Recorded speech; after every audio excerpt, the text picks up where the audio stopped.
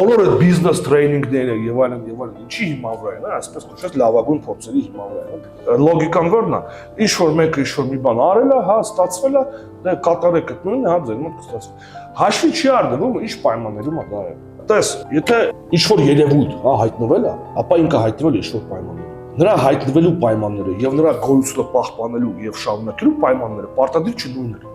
Մի երևույթ կարող է գոյություն ունենալ ինչ որ պայմաններում, բայց այդ պայմանները քիչ են, որ այդ երևույթը ստեղծվի։ Եկեք անենք չինական փորձով։ Եկեք անենք հարավային Կորեայի փորձով եւ այլն։ Որպեսզի դուք անեք հարավային Կորեայի փորձը, դուք պետք է վերադառնաք հարավային Կորեա երկրորդ համաշխարհից հետո իրավիճակի մեջ։ Կատարեք բոլոր այդ պայմանները եւ այդ պայմաններում սկսեք 40 տարի հետո դառնաք թե չեք դառնա։ Իսկ դա հնարավոր չէ, դա բնության օրենքների խախտում է։ Ինչ երևույթ որ այն ժամանակ այդ պայմանները իրանք չեն պահպանվել։ Չես կարող այսօրվա պայմաններով անեսել ինչ որ տեղի ունեցել։ Բարև ձեզ, սկսում ենք Capital Plus podcast-ի 19-րդ թողարկումը։ Այսօր շարունակելու ենք խոսել Հայաստանի տնտեսության, տնտեսական պատմության մասին, այսինքն թեման նույնն է, բայց ունենք այսպիսի հետաքրքիր վերնագիր ապագայի դեմիֆոլոգիզացիա, ապագայի միֆազերծում, տնտեսական միֆերի մասով բնականաբար, ողջույն Արկաձ։ Ողջույն։ Թեման իսկապես հետաքրքիր է, ապագայի դեմիֆոլոգիզացիա, միֆազերծում, հա։ Միֆազերծում, ու խոսքենք տնտեսական միֆերի մասին, հա, կարծես, ինչ այսօր հիմնականում սովոր ենք եղել խոսել քաղաքական միֆերի մասին, ու տնտեսական միֆերը գոնե իմ համար այդ առումով նորություն է, վստահ եմ շատ դիտողների համար նույնպես նորություն կլինի, ու այդքանով ավելի հետաքրքիր։ Խնդրեմ, ինչ միֆեր կան։ Արի սկսենք մի փոքր ամփոփենք այնինչ խոսվեց ասած մեր հանդիպման ժամանակ։ Մենք քննարկեցինք Հայաստանի տնտեսությունը, ինչ վիճակում ենք մենք գտնվում այսօր։ Սկսեցինք խոսել 90-ականներից, հա, թե ինչպես է տեղի ունենում զարգացումը տնտեսական։ Արդյոք դա զարգացում էր, թե չզարգացում էր, եթե մենք դիտարկում ենք դա մեր մշակված մեթոդաբանության տեսանկյունից, այն է աշխատանքի բաժանման համակարգի տեսանկյունից, եւ մի փոքր խոսեցինք անգամ ինչ փոխազդեցության մոդելով աշխատում Հայաստանը։ Մենք տեսանք, որ իրականում երբ որ մենք շատ ենք լսում խոսվում է մեր ունիկալության, մեր ինչ-որ Հայաստանը ունի ինքնուրույն դեր, իրականում մենք ոչ մի ունիկալ տնտեսություն չունենք, մեր նման շատ տնտեսություններ կան, որոնք հիշեցնենք, որ փոխազդվում են համաշխարհային շուկայի հետ, այսպես կոչված հունկա-ռենտային մոդելով։ Ներդրումային մոդելին անցումը բացառվում է, եւ մենք դրա մասին ենք խոսել, մեր հիշենք, հա, որպեսզի կարողադիտորդներից բաց են թողել, մենք այսպիսի պատկերներ ունենք, հա, դա վերաբերում է ներդրումային փոխազդեցության մոդելի, այսինքն ինչով է պայմանավորված ներդրումային գրավչությունը, եւ մենք տեսանք, որ պարամետրները որոշ խանգարում են մեզ, որպեսզի մենք հասնենք ներդրումային փոխազդեցությանը։ Հիմնականում պատճառը այսպես կոչված հումքային անեծքն է, այսինքն Հայաստանի տնտեսությունը ստանում է ռենտային եկամուտը զգալի բարձր է եւ դա խանգարում է, որպեսզի Հայաստանում քիչ թե շատ սկսվի ներդրումային համագործություն։ Բայց քանի որ հանրության մեջ շատ կարծրատիպեր կան, շատ միֆեր են, հա, մենք ինչ են կոչում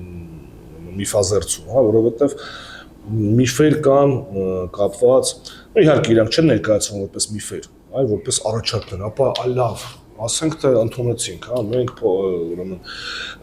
զարգացող երկիր ենք, դուք ասում եք մենք, այսինքն, հա, ասում եք, որ մենք հետամանած երկիր ենք, ինչը ավելի կոռեկտ է, հա, տրամաբանության եւ բովանդակության տեսանկյունից։ Լավ, արդյոք դա է մեր ճակատագիրը, արդյոք զարգացման ուղիներ չկան, եւ մարդիկ սկսում են մտածել, հա։ Այսօր ես ուզում եմ նվիրեմ մեր հաղորդումը այդ առաջարկներին, ճակերտների մեջ, ճակերտների մեջ նաև կասեմ խելացի մտքերին, հիշում ես մենք խոսում ենք խելացի մտքերի մասին, այդ խելացի մտքերն էլ ես կոչում եմ միֆեր եւ արի բովանդակային մենք քննարկենք այդ տիրույթում արկա առաջարկությունները, քննարկենք նրանց թե ինչու են դրանք միֆ, այսինքն ոչ մի բովանդակային ռացիոնալ միտք այդտեղ գոյություն չունի, իրականում դա պարզապես շատ ժամանակ օգտագործվում է որպես քաղաքական լոզունգ այս կամ այն պատճառներով։ Կդիտարկենք մեր տեսանկյունից Ինչու դա հնարավոր չէ, այդ բոլոր այդ առաջարկությունները, կենացները, հա, կարելի ասել։ Բայց որպեսզի մենք սկսենք այդ միֆազերծումը, արի երկու բան ասենք բովանդակային իմաստով, որպեսզի դա մենք պահենք միշտ գլխի մեջ, դա մեզ պետք է գա, երբ մենք ջարդենք այս կամ այն միֆը։ Ուրեմն առաջինը միշտ պետք է հասկանանք հետևյալը, որ ելնելով այն մոդելից, տեսության այն ընկալումից, որ մենք մեր շարքերի ընթացքում մշակում ենք, այսօր հանրային տիրույթում գործող բոլոր այսպես կոչված առաջարկությունները ի սկզբանե դատապարտված են հանրահաջողության։ Եթե մենք հաշվի ենք առնում ստեղծված իրավիճակը, հա, ստեղծված այսպես կոչված քաղաքա-տնտեսական կոնֆիգուրացիա։ Ինչու, որովհետև հաշվի առնելով այդ ամեն ինչը մենք տեսնում ենք, որ իրականում Հայաստանի Հանրապետությունը հասել է իր աճի սահմանին, պոտենցիալին, ու հասել է շատ վաղուց։ Ես սահմանում եմ դա 2008 թիվ։ 2008 թիվը, երբ սկսեց տնտեսական ճգնաժամը, դա եղել է մոտավորապես Հայաստանի պոտենցիալի գագաթնակետը։ Դրանից հետո մենք ընկանք, բավականին հիշում ես 14% անկում են գրանցել, 2009 թվականին։ Հետո քիչ-քիչ մեր մոտ վերսկսվել է վերականգնողական, այսպես կոչված։ Վերականգնողական է ինքը, այսինքն դա ոչ թե մենք սկսել ենք նորից աճել, այ պոտենցիալը փոխվել է եւ պարզապես ընկել ենք մեր աճը մենք ուղղակի հասնում ենք 2008-ի ցուցանիշին։ Այո, նորից եմ ասում, հիմա կսկսեն բերել օրինակներ, բա դու գիտեք, այն բա ուրեմն հնայի մեկ շնչին հասնող այսքան հիմա նախ ստեղ կա հաշվարկի մեթոդաբանության փոփոխություններ եւ այլն, դա պետք է հաշվի առնել, հա։ Շատ ժամանակ ինֆլյացիայի գործումը չեն հաշվի առնում, հա, այն վաղ եկամուտ համեմատում են այսօրվա եկամուտի օրում բացարձակ թվեր։ Երբ ես ասում եմ մենք հասել ենք աճի գագաթնակետին, ես նկատի ունեմ աշխատանքի բաժանման համակարգը։ Աշխատանքի բաժանման խորացման մակարդակը մեր մոտ հասել է մեր պոտենցիալը։ Դրանից հետո այլ աշխատանքի բաժանման խորացումը հնարավոր չէ։ Ինչը նշանակում է մեր մոդելում, հա, հնարավոր չէ զարգացում։ Հիմա թե մեկ շնչի հաստով հնան, հա, մեր վիճակագրական կոմիտեն ինչ մախինացիաների կամ ինչ ֆոկուսների միջոցով ինչ որ թվեր ցույց տալի իր վերադասին, հա, դա մենք հասկանում ենք ինչ խնդիր է լուծվում դրանով։ Հիմա Վլադ ջան, իմ ու քո համար օրինակ ինչ տարբերություն վիճակագրական կոմիտեն իր ղեկավարությանը ցույց կտա 7.5% տնտեսական, չէ,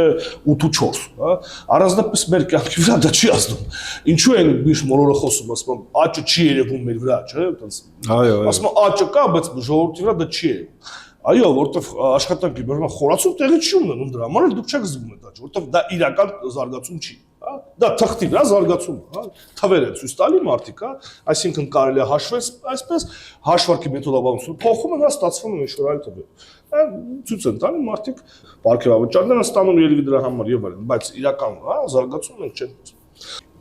Եթե մենք դիտարկում ենք այս կամ այն զարգացման կոնցեպցիան, երկրորդ դիտարկումը, որ ես ուզում եմ անեմ, հա, մենք պետք է միշտ հաշվի առնենք այն կարևորագույն գործոնները, հա, որոնք այսպես դրանպես բնորոշում են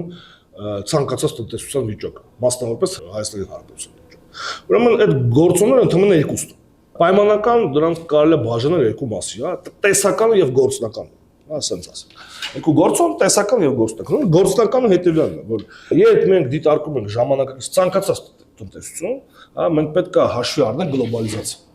Հնարավոր չի պատկերացնել այսօր, հա, եթե մենք չենք վերցնում Ռոբինզոն Կրուզոյին, հա, կամ մենք չենք վերցնում ինչ-որ վայրի ցեղ, հա, որը ցիվիլիզացիայից կտրված է, ապա ցանկացած այսօրվա տնտեսություն այսպես թեպես գոյություն ունի այնքանով, որքանով գրաված է, հա, գլոբալ շուկայի մեջ։ Դա մեկ, այդ գործնական, հա, երկրորդը տեսական։ Միշտ պետք է հաշվի առնենք այն, որ ցանկացած տնտեսական լոկացիայի, այսինքն քաղաք լինի, պետություն լինի, ռեգիոն լինի, այդ լոկացիայի որոնք բարեկեցության մակարդակը պայմանավորված է աշխատանքի բաժանման մակարդակով, որը ունի խիստ սահմանափակ հնարավորություն, հա, մենք դիտարկել ենք դա, հիմնականում ամենամեծ խոչընդոտը դա շուկայի ծավալն է։ Ադամ Սմիթ երրորդ գլուխ, հա, աշխատանքի բաժանման մակարդակը պայմանավորված է շուկայի ծավալով, հա, թե վերևից թե ներքևից, թե պահանջարկից, թե առաջարկից, հա, չկրկնվեմ, դա մենք խոսացել ենք, քննարկել ենք, հա, բավականին երկար ժամանակ։ Այս երկու դատողությունը հաշվի առնելով մենք կարող ենք քննարկել բոլոր առաջարկները, մենք ասում ենք միֆեր, հա, եւ ցույց տանք նրանց անիրական լինելը, անմտությունը, անբովանդակությունը, ինչպես ուզում ենք ասենք, հա։ Բայց մինչ մենք սկսենք արդեն կոնկրետ անցնել, հա, միֆերով, նորից վերադարձնեմ, հա։ Մինչ մենք անցնենք, հա, արդեն կոնկրետ քննարկելուն, ես ուզում եմ մենք մի փոքր քննարկենք առհասարակություն գոյություն ունեն այդպիսի միֆեր։ Չէ՞ որ դա ինչ-որ մեր ազգին բնորոշ բան չի, չէ՞, որ ասենք, այ գիտեք Հայաստանում բոլոր կուսակցությունները, շարժումները, հա, եւ այլն, ինչ-որ առաջարկություններ են, չէ՞, ամբողջ աշխարհում է դա այդպես։ Նես չի դա բնորոշ մենակ հայերին կամ ռուսներին կամ չգիտեմ ում, իսկ այլ ազգերին բնորոշ։ Այսինքն դա ինչ-որ համամարտկային երևույթ է։ Ինչու գոյություն ունեն առհասարակ այդպիսի միֆեր։ Պատասխաններից մեկը իմ կարծիքով, հա, գիտության մեթոդաբանության մեջ դա կոչվում է կազուալ դետերմինիզմ։ Եթե շատ կարճ ասեմ, ապա խոսքը գնում է հետևյալի մասին։ Մենք գենետիկորեն ծրագրավորված ենք փնտրել պատասխաններ։ Պատասխանել այն հարցին, թե ինչու, հա, գեների մեջ դա նստած է։ Տես քարանձավային մարդը, որը փորձում էր գտնել պատասխան, թե ինչու, օրինակ, հա, այդ ինչ ձեն է գալիս, հա, այն ծառի հետևը, հա, ինք ավելի երկար էր ապրում, քան այն մարդը, ով չէր փնտրում պատասխան, չէր հետաքրքրվում, հա, եւ մտածում էր, ասում էր, լավ, երևի քանի, հա։ Պարզապես խնդիրը նրանում է, որ երբ մենք չենք գտնում տրամաբանական պատասխան, ռացիոնալ պատասխան, հա, մենք բավարարվում ենք հիմարություններով, հա, իդիոտիզմով կարելի ասել, հա։ Որտեղ որ վերջանում է ռացիոնալիզմը, տրամաբանությունը, հա, սկսում է ինչ։ Ոչ ռացիոնալիզմ, իսկ ոչ ռացիոնալիզմը դա ինչ է։ Դրանք միֆեր են, դրանք ֆանտազիաներ են, դրանք կրոն, հա, կրոնական մտածելակերպ է, հա, որտեղից է դա։ Ինչ է իրենց ներկայացնում, հա, կրոնական մտածելակերպը։ Ոնց է մտածում միջին վիճակագրական օրինակ հին հունացին, հա։ Չգիտեմ, տեսնում եմ մի երևույթ, հա, կայծակ օրինակ, հա։ Գիտական բացատրություն չէր կարող տար եւ բացատրում էր մտածածին, հա, բաներով, տարբերակներով։ Ինչու է տեղի ունենում կայծակը, հա։ Որտեղ Զևսը բարկանում։ Այո, կռիվ են արել աստվածները։ Ես բայց ուզում եմ այսպեսի մի հատ հարց տա, իսկ հնարավոր է որ բոլոր այս միֆերը, որոնք հիմա գրված են այս էկրանի վրա, դրանք ընդհանրապես առաջարկներ են եղել, որոնք չեն աշխատել։ Այո, բայց հարցը դա չի։ Ուղղակի չաշխատելուց հետո ոչ թե դրանք ծալվել, դրվել են մի կողմ մոռացվել են, այլ էլի շարունակում են շրջանառվել։ Թե ինչու են շարունակում շրջանառվել, այլ դրա մասին էլի խոսանք, էլի բնականաբար։ Այսինքն եղել է առաջորդ տնտեսություն զարգացնելու, օրինակ տարբերակ, ասենք, այս տարբերակով, որը չի աշխատել, դրանց գուցե ինչ-որ ժամանակ հրաժարվել են, հետո նորից հիշել են այդ մասին կամ չեն էլ հրաժարվել, շարունակել են շրջանառել ու ինքը առ այսօր մնացել է, դարձել է խելացի մի ճակերտավոր ու դարձել է զոմբի գաղափար։ Զոմբի Հիշում ես գաղափար։ Քույգինի գիրքը, հա, զոմբի գաղափարները։ Դա զոմբի, այդ շատերը զոմբի գաղափարներ են, այսինքն արդեն ապացուցվել է, հա, որ դա աշխատող տարբերակ չի, բայց նորից հայտնվում են մարդիկ, որոնք այս կամ թեման, հա, էլի բերում են հանրային դաշտ։ Հենց այդ գրքում էլ կարծեմ հենց այդ բացատրություն կար, չէ՞, ինչու են զոմբի գաղափարներ շարունակում ապրում, որտեղ չկա նոր գաղափար։ Այո։ Բայց ինչու չի գալիս, տեղը չի լրացնում։ Բայց ինչու չկա նոր գաղափար։ Դա էլ չէ հարց։ Հա, դա ամենակարևոր հարցն է։ Ամենա։ Իսկ ինչու չի հայտնվում նոր գաղափար։ Չգիտեմ, ես այդ հարցի պատասխանը ասած միանշանակ չեմ կարող տալ։ Լավ, մասնակից չկա։ Ես ունեմ Կարևոր չի, գուցե չնայած չի կարևոր չէ, տնտեսական զարգացում։ Ես իմ հիպոթեզը ունեմ, բայց դա արի թողենք, հա, վերջում երբ որ ամփոփելու լինենք, քննարկենք մի քիչ թե ինչու չկա նոր գաղափար ու արդյոք ինչ նախադրյալներ են պետք դրա համար, որպեսզի ծնվեն նոր գաղափարներ։ Գաղափարներ կան, ոչ թե չկան, ես չեմ ուզում ասեմ, հա, ընդհանրապես մենք չենք մտածում եւ այլն եւ այլն։ Կան գաղափարներ, ուղղակի իրանք հանրային տիրույթում չկան։ Դրա մասին է խոսքը։ Եթե մենք գնանք ինչ-որ մասնավոր ինչ-որ մեկի հետ հա նստենք, այդ մարդը կարող է բաներ ասի, բայց հարցը ինչու այդ մարդկանց ձայնը չի լսվում։ Ինչու մենք այնտեղ տեսնում ենք մի մարդկանց եթերներում։ Դա էլ է, չէ՞ հարց։ Դա հատուկ արվում, թե դա ինչ-որ հանրության պահանջն է այդ մարդկանց։ Նոր գաղափարներ չկան, որտեղ նոր մարդիկ չկան։ Բնականաբար, հա, ես դրան եմ տանում։ Անընդհատ այն մարդիկ, որոնք խոսում են 90-ականներին, իրանք խոսում են 2000-ական, իրանք խոսում են այսօր։ Մարդիկ, որոնք ժամանակին մեզ ասում են մենք ջերմուկով մենք երկիրը կպահենք, մինչև այսօր կան։ Երկրորդ հարցն է, ինչու չկան նոր մարդիկ։ Այո։ Սկսենք, հա, հերթով դիտարկենք։ Ուրեմն, առաջին միֆ, հա, ուղղակի ներդրումներ։ Հայաստանը չի զարգանում, որտեղ չկան ուղղակի ներդրումներ։ Նախ կան, հա, սխալ եմ ասում, որովհետև մենք գիտենք, հա, մեր մոտ կա Coca-Cola-ն, մեր մոտ կա HSBC-ն, կար հիմա այսօր խնդիրներ չկա, բայց դա երկար ժամանակ կար, ուրեմն Orange ժամանակին, հա, տելեկոմունիկացիոն կազմակերպություն։ Այսինքն այն բացատրությունը, որ այ գիտեք, մեր մոտ ինչ որ օրենսդրական դաշտ է, ինչի ժողովրդավարությունը, մարդու իրավունքները Մակդոնալդսը դեռ չկա։ Հա, Մակդոնալդսը չկա, ասում են, դե տնտեսական պատճառներով չկա։ Իմ կարծիքով, ինչ ստեղ կարող է շահույթ բերի, դա արդեն կա։ Ինչ չկա, ուրեմն դա տնտեսապես շահավետ չի։ Եվ պարզապես մեղադրել, հա, որ մեր մոտ ինչ-որ ժողովրդավարություն չի, ազատություն չի եւ այլն։ Եթե այդպես լիներ, ապա տես, ուրեմն դա պետք է վերաբերել նաեւ, հա, ազդել նաեւ եղած ներդրումների վրա։ Եթե ստեղի, ասենք, ոչ ժողովրդավարական համակարգը խանգարում է արտաքին ներդրումներին, հա, ապա եղած ներդրումները Coca-Cola հավաքեր իր գործում, թողեր գնա այստեղից։ Հա, կամ մնացած։ Բայց մենք տեսնում ենք, որ իրանք կային, իրանք աշխատում են, հա, եւ այլն, այսինքն ինչու չկա նոր ներդրումներ, ես իմ պատասխանը հետեւյալն է. կան, հա, այսինքն որտեղ որ հնարավորություն կա շահույթ վաստակելու, հա, ապա այդտեղ գալիս են ներդրումները։ Եթե չեն գալիս, ուրեմն դու համապատասխան, հա, տնտեսական միջավայր չկա, որպեսզի հաստատ գա նոր ներդրում, հա, ներդրումային մոդելով դա ինչի մասին, հա, ներդրումային մոդելի անցում կատարելու ներդրումային մոդելի, իսկ մենք արդեն բացատրել ենք, հա, որ Հայաստանում որոշ, հա, պայմանների պատճառով մենք չենք կարող ունենալ ուրեմն ներդրումային մոդել։ Ներդրումների մասով այս կան այնքան, ինչքան որ կարող են լինել։ Այո, ինչքան որ պետք է լինեին, հա։ Եվ ընդհանրապես այդտեղ կապ չունի մեր քաղաքական ինչ-որ իրավիճակը, հա, եւ այլն։ Այստեղ ես կուզենայի ավելացնել, որ սրա հետ կապում են շատ ժամանակ զուգահեռ տանում են հետևյալ միտքը, որ մեր տնտեսությունը կարիք ունի դիվերսիֆիկացիայի, հա, ու կառուցվածքային փոփոխությունների մասին է հիմնական խոսքը, որ դա այն ինչ որ մենք քննարկում ենք, հա, հումք առենտային մոդել, մենք հիմնականում կախված ենք մեր հումքի վաճառքից։ Ու մեր բարեկեցությունը կապված է թե ինչ գներ կսահմանվեն, հա, միջազգային շուկայում։ Եվ դա իհարկե ռիսկային, հա, մենք ընդունում ենք, որ դա ռիսկային, հա, բոլորն են դա ընդունում, որ ռիսկային է, բայց հարց առաջանում իսկ ինչ անել։ Եվ առաջարկներից մեկը, հա, դա դիվերսիֆիկացիա իրականացնել։ Բնականաբար դա կապ ունի, հա, ներդրումների հետ։ Մենք հումքից պետք է կախված չլինենք, եւ այլն եւ այլն։ Եվ առաջարկներից մեկը, հա, մի հատ ունիկ կա էլի մեր, ուրեմն, եթերից եթեր պատտվում է, ուրեմն ինչ են ասում։ Հնչում է հետեւյալը, որ մենք պետք է մեր կախվածությունը հումքի վաճառքից պակասեցնենք եւ անցնենք, հա, ուրեմն արդյունաբերության զարգացմանը, արտահանմանը, հա, արտահանման միտված տնտեսություն։ Մենք հիմա պահանջարկին միտված տնտեսություն ենք, հա, իսկ մենք պետք է արտահանմանը միտված տնտեսություն պետք է լինենք։ Հարց առաջանում, հա, այսինքն եթե մենք անցնենք, հա, այդ հռետորաբանությունից դեպի իրականություն, այսինքն ինչ է առաջարկվում, ինչ է նշանակում մենք պետք է անցնենք արտահանման միտված տնտեսությանը։ Արտահանման միտված տնտեսությունը նշանակում է, որ մենք պետք է ստեղծենք արտադրանք, տրանքներ, ծառայություն, որ մենք պետք է արտահանենք միջազգային շուկա։ Հիշենք, հա, մենք աշխատում ենք եւ ապրում ենք գլոբալիզացիայի պայմաններում, ինչ է նշանակում գլոբալիզացիան, հա, որ այդ շուկայում մենք մենակ չենք։ Եվ մենք այնտեղ կոշտ մտածողության ենք առնչվում, հա, մնացած պետությունների հետ։ Ուրեմն այս մարդու ու իր նմանների, հա, առաջարկությունը նմանը ֆանտաստիկային է, ասեմ, ու իմիջիալոց ոչ գիտական ենք։ Որովհետև ինչ է եղել Չինաստանը վերացելը, հա, աշխարհի երեսից, հա, ցունամի ա եղել, մենք չենք իմացել։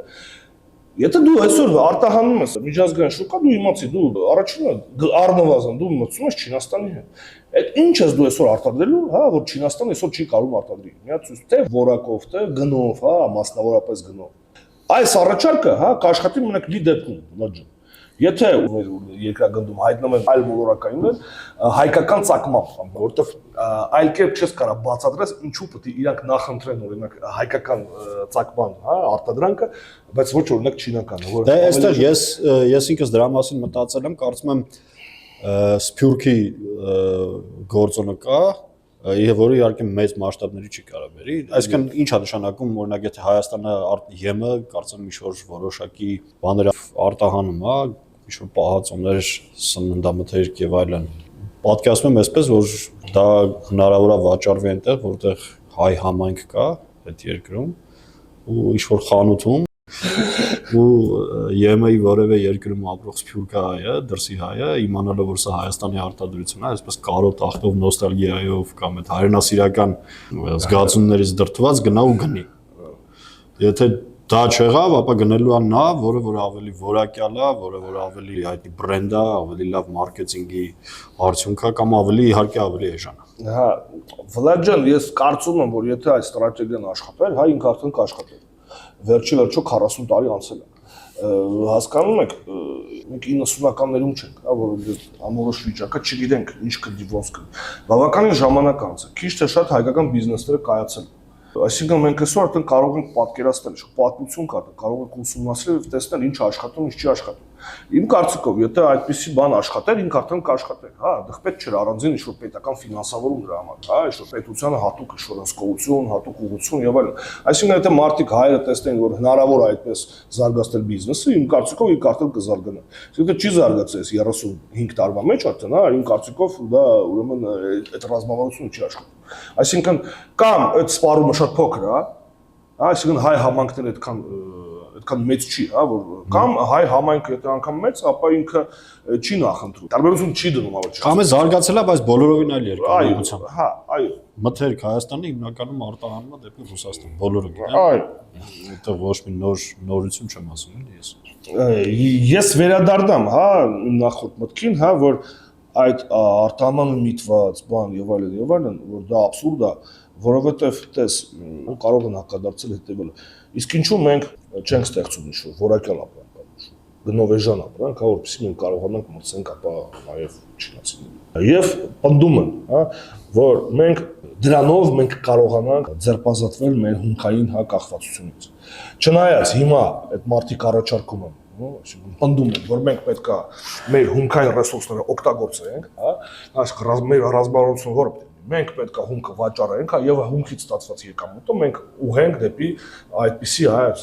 կլաստերների զարգացում, որպեսզի գրավենք շուկա։ Տես Պերուի օրինակը, որը Էրիկ Ռայներտը, հա, քննարկում է իր գրքում եւ հիշեցնում նորից, հա, ի զարմանալից ինձ չգիտեմ ինչու դա դիտարկում որպես դրական օրինակ, չնայած դա ձախողման ակնհայտ օրինակ է։ Այդ Պերուի օրինակը մեզ ցույց է տալի, թե ինչու իրականում, եթե մենք գնանք այդ մոդելով, մենք ավելի մեծ կախվածության մեջ կընկնենք հումքից, քան այսօր։ Նույն ռազմավարությունը որդեգրեց Սաուդյան Արաբիան իր մոտ չստացվեց, նույն ռազմավարությունը որդեգրեց Ղազախստանը իր մոտ չստացվեց, այ դեռ ես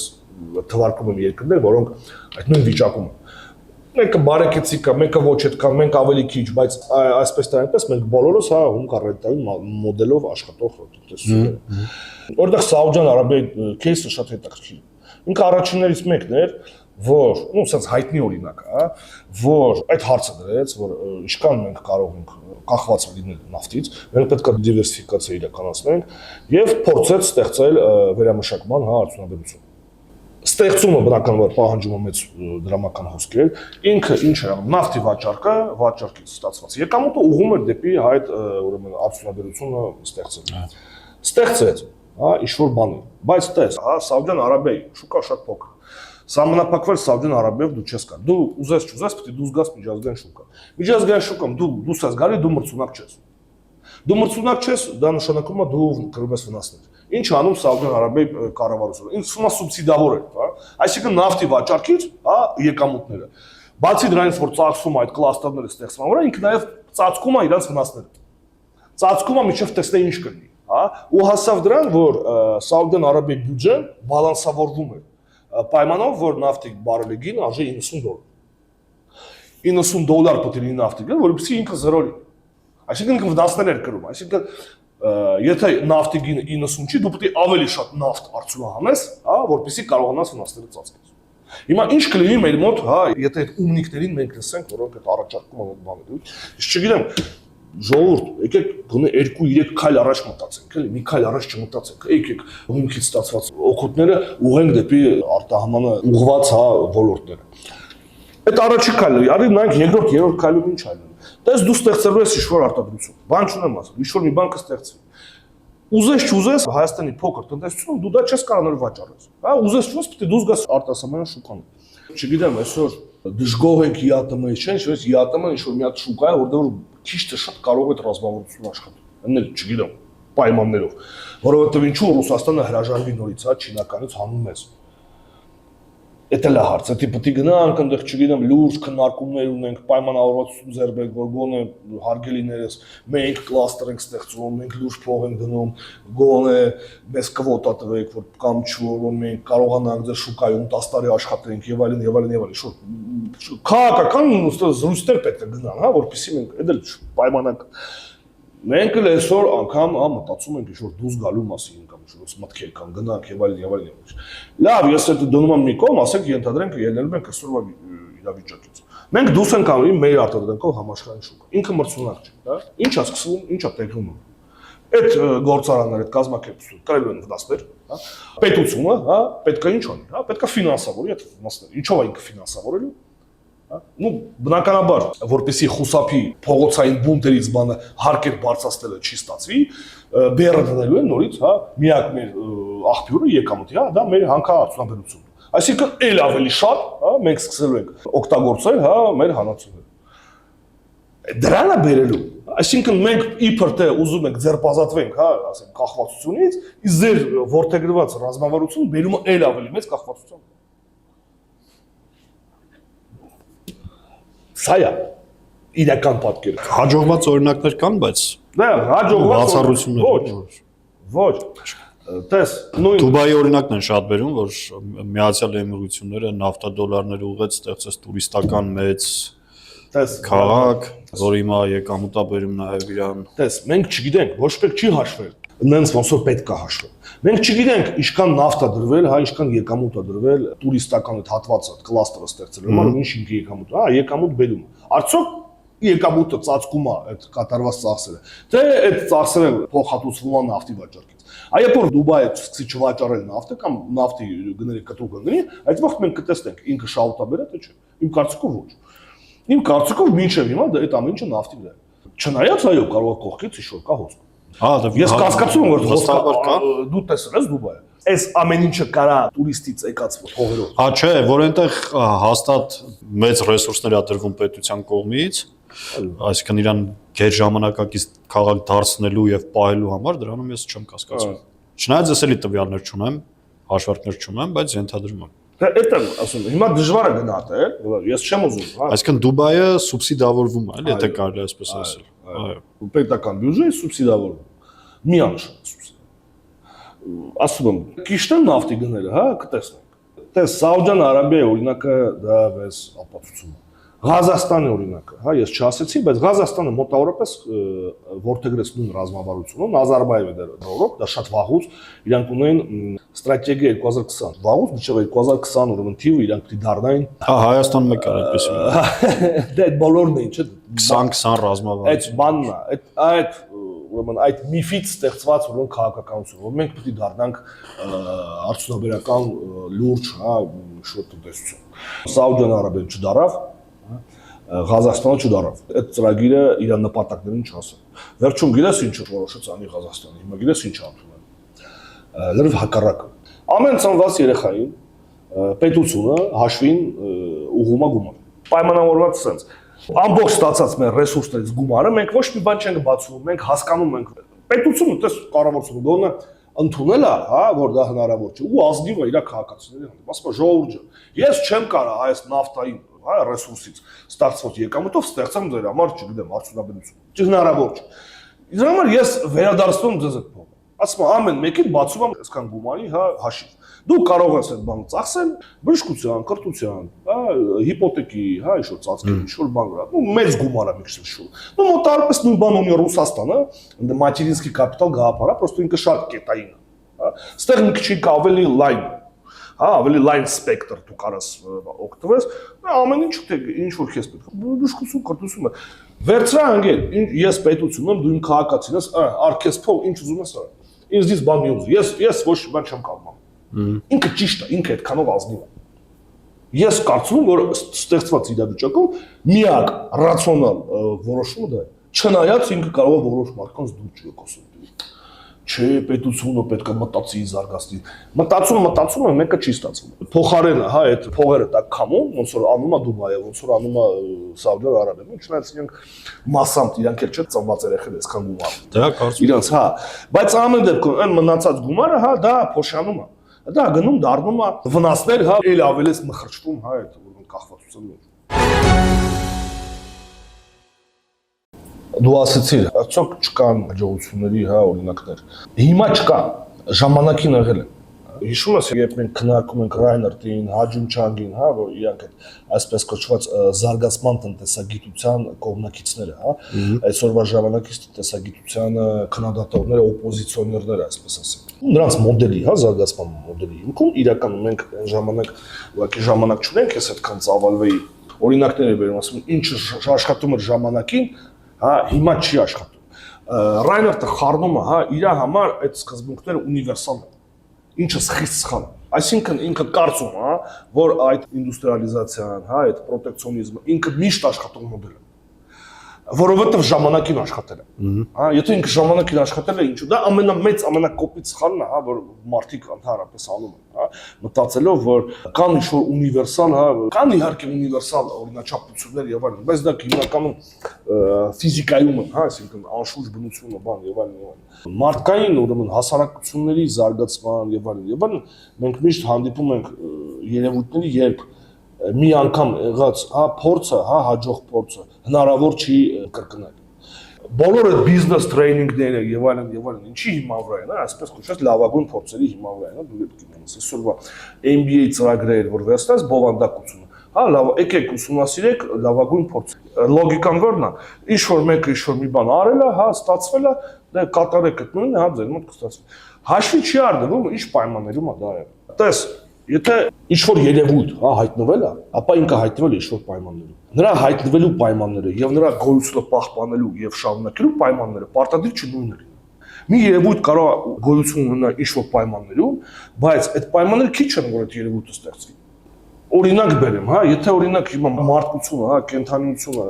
երկրի մոլորակում վերանա, հա, մարդը երբեք չի, հա, հայտնվի, որովհետեւ այն պայմանները, որում մարդը հայտնվել է, հա, իրանք իրական գոյություն չունեն, անց է գնացել։ Եկեք անենք չինական փորձով։ Եկեք անենք Հարավային Կորեայի փորձով եւ այլն։ Որպեսզի դուք անեք Հարավային Կորեայի փորձը, դուք պետք է վերադառնաք Հարավային Կորեա երկրորդ համաշխարհից հետո իրավիճակի մեջ։ Կատարեք բոլոր այդ պայմանները, եւ այդ պայմաններում սկսեք 40 տարի հետո կդառնաք թե չեք դառնա։ Իսկ դա հնարավոր չէ, դա բնության օրենքների խախտում է։ Ինչ երևույթ որ այն ժամանակ այդ պայմանները իրանք չեն պահպանվել։ Չես կարող այսօրվա պայմաններում, հա, անեսել ինչ որ տեղի ունեցել։ Ռայներտի եւ Հաջուչյանի այդ զարգացման տնտեսագիտության գաղափարակիցների գաղափարական լիդերը եղել է Ֆրիդրիխ Լիստը, գերմանացի տնտեսագետը, գերմանական դպրոցի պատմական դպրոցի ներկայացուցիչներից մեկը, որը իրականում բոլոր իր մտքերը վերցրել է այլ հայտի գործիչից Ալեքսանդր Համիլտոնը։ Գիտես ով Ալեքսանդր Համիլտոնը։ Այո։ Անկամ հիշում եմ, հաղորդում էին նայում հեռուստատեսությամբ ու հարց տվեցին։ Նշեք այ միակ անձին, որը չի եղել ԱՄՆ-ի նախագահ, բայց պատկերված է ուրեմն Ամերիկայի թղթադրամի վրա։ Պատասխանը դա բոլորը ասում են, հա, Բենջամին Ֆրանկլին։ Ասեմ թե հանրությանը, թե հաղորդման ուրեմն կազմակերպիչների։ Կա եւս մի անձ, հա, ով չի եղել Ամերիկայի Միացյալ Նահանգների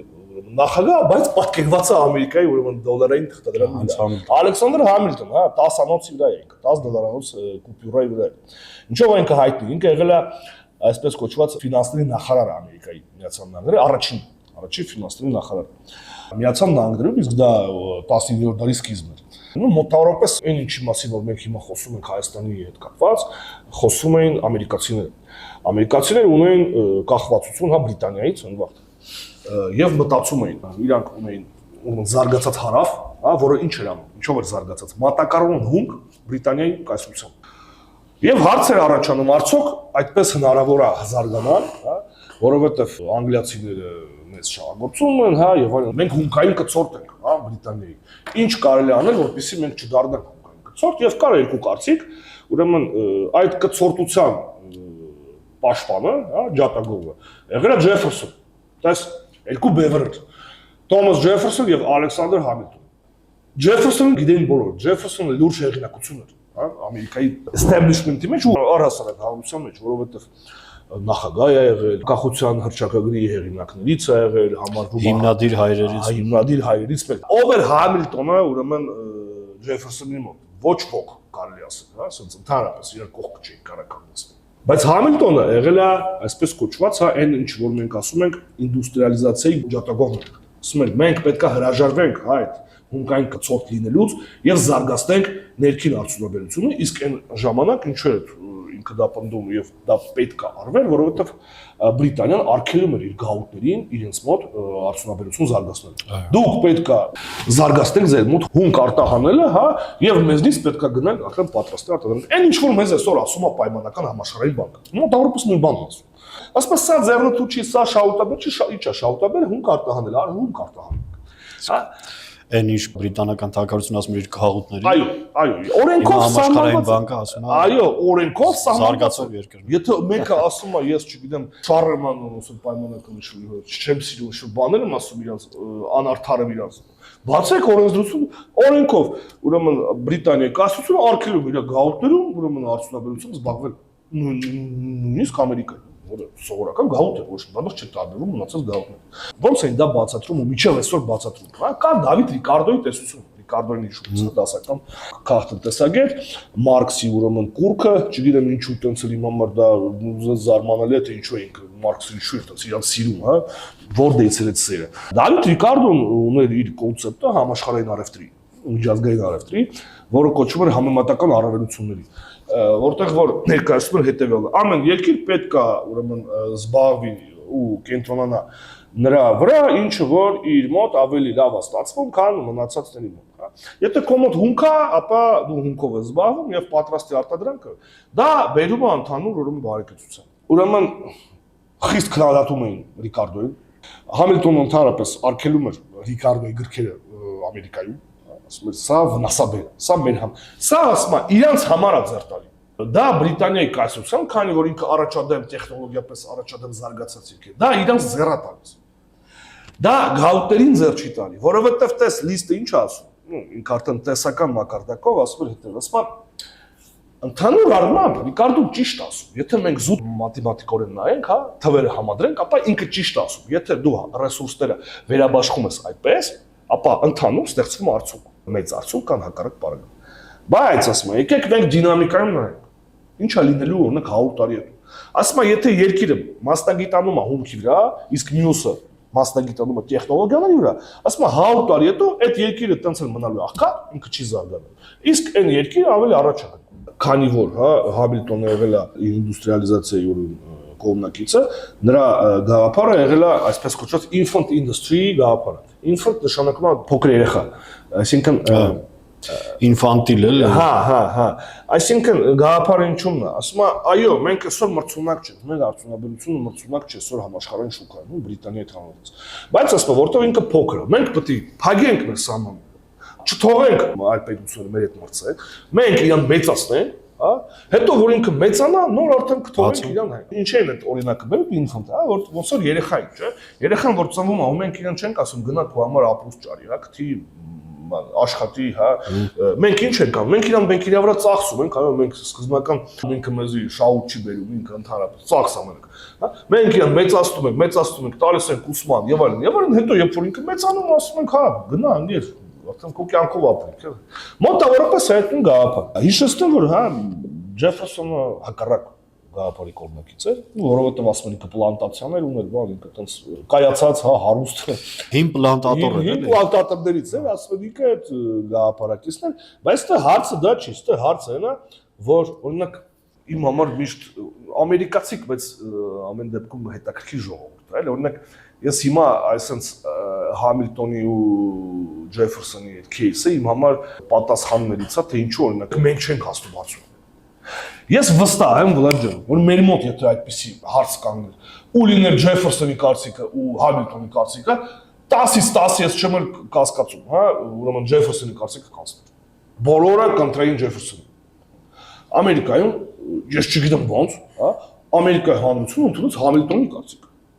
Ինչու, օրինակ, ես վստահ եմ, հա, որ մեր մոտ կանցներ Ջեֆերսոնի կարծիքը։ Ես ասացի, չէ, դա հեղինակություն էր, եւ այլն, ասենք Համիլտոնը իր մոտ ոչ ոք էր կարելի ասել։ Որովհետև մենք սիրում ենք գաղափարների միջև հաղորդություն կատարել, ոչ թե մենք փնտրում ենք ռացիոնալ բացատրություն։ Արդյոք այս համայն դատողությունը ունի ռացիոնալ հիմք, ունի տրամաբանություն իր մեջ եւ այլն։ Մենք չենք նայում ծզմանների վրա, մենք նայում ենք հեղինակությունների։ Գիտության մեջ, հա, մասնավորապես լոգիկայի մեջ, հա, այսպեսի սխալ կա, ասում եմ, լոգические ошибки, ոնց ենք մենք սխալ մտածում։ Այսպեսի սխալներից մեկը կոչվում է апелляция к авторитету։ Երբ որ դու ոչ թե նայում ես տրամաբանություն, հղում հեղինակություն։ այո, հղում դեպի հեղինակություն։ Այսինքն դու նայում ես մարդը հեղինակավոր է թե չէ, եթե ինքը հեղինակավոր է, ապա դու ընդունում ես իր կարծիքը անվերապահորեն։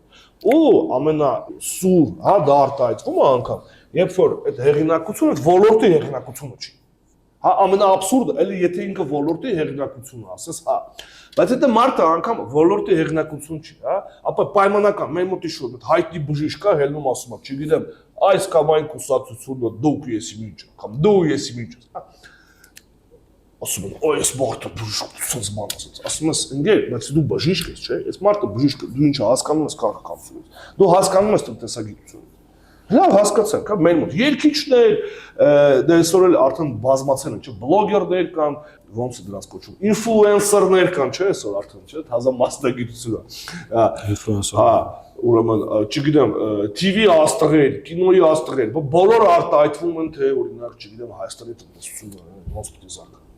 Լավ, արտահայտվում են, ես բան չունեմ ասելու, բոլորն էլ պետք է արտահայտվեն, իրավունք ունեն արտահայտվել։ Բայց ինչու ենք մենք այդ մարդու կարծիքը ավելի մեծ քշիր ենք տալ այդ մարդու։ Իր կարծիքը ոչ մի բանով, հա, օրինակ երկչուհու կարծիքը քաղաքականության վերաբերյալ ոչ մի բանով չի տարբերվում։ Մանկապարտեզի ասեմ,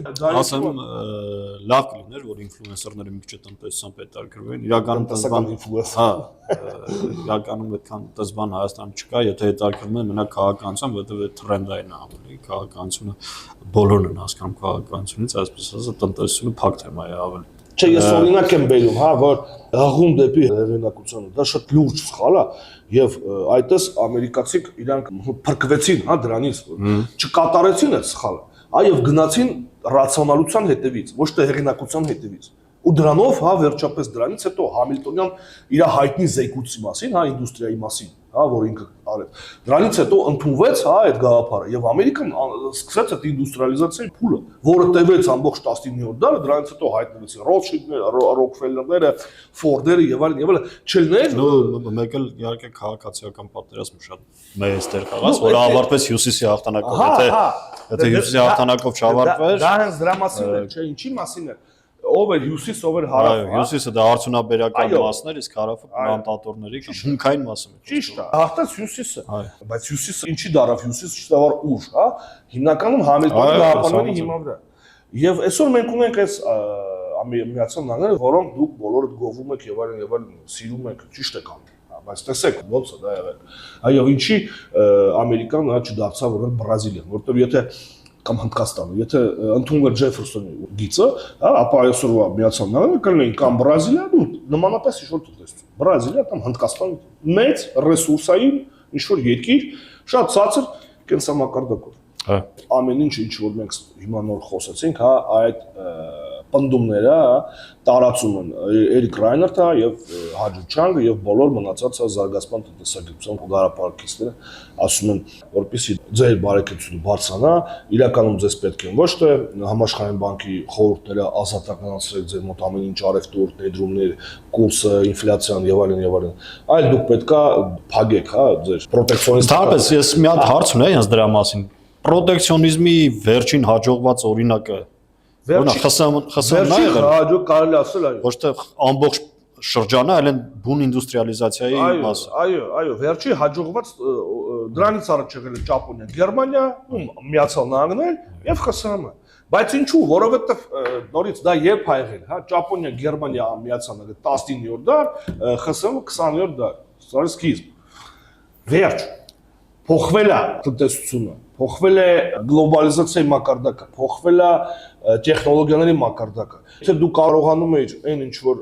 կարողանում ես 19-րդ դարի տնտեսությունը ստեղծես 50 միլիոն, հա, բնակչություն ունենալով, Այսօրվա տնտեսությունը 21-րդ դարի 50 միլիոն ու անգամ 500 միլիոնով այսօր չես կարող ստեղծել։ Դրա համար Ռայդերտի ու Հաջուչյանի առաջարկները այսօր չեն կարող աշխատել։ Իրանք աշխատել են ժամանակին։ Իրանք տեղի էին այն ժամանակվա համար, այն վաղվա տեխնոլոգիական մակարդակի համար։ Այսօրվա գլոբալիզացիայի պայմաններում դա հնարավոր չի։ Դա չի աշխատի, ցավոք մեր համար, հա։ Եթե մենք լինեինք 19-րդ, 18-րդ դարում, հա, կարելի էր դրա մասին մտածել, կարելի է դա ворթեգրել եւ իրականացնել։ Ճիշտ է ասող Ռայդերտը, բայց ինքը սխալվում է, որ կարծում է, որ դա ունիվերսալ, որ դա միշտ աշխատում։ Ոչ, դա միշտ չի աշխատում։